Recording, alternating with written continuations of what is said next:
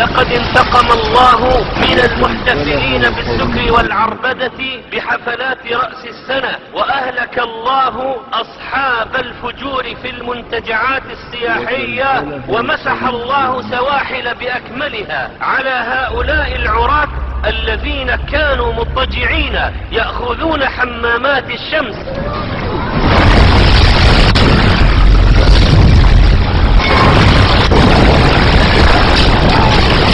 ناموا على سكر وعربدة وفحش وفجور، فضربهم الله في 7 صباحا.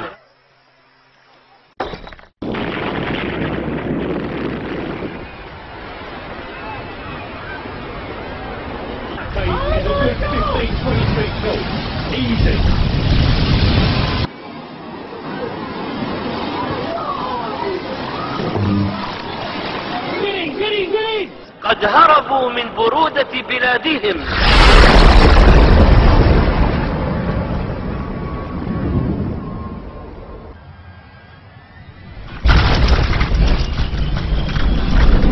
لتكون مقابرهم في تلك الأنحاء متبعثرة. وهكذا من آيات الله وعادته في انتقامه من الأمم الاتيان بالعذاب في أول الصباح، فأخذتهم الرجفة فأصبحوا في دارهم جاثمين. لقد صبحهم بكرة عذاب مستقر.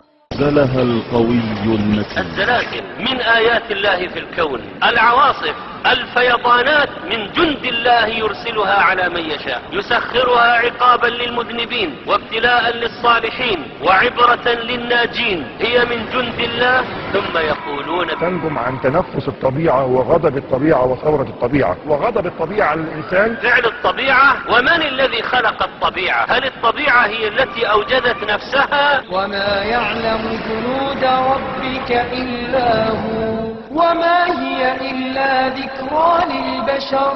وما لم يفهم البشر هذا فلن يستفيدوا شيئا. إنهم لا زالوا يعزونها إلى الطبيعة وغضب الطبيعة، ويقولون نقص أجهزة الإنذار. ولو كانت أجهزة لكانت الكارثة مختلفة.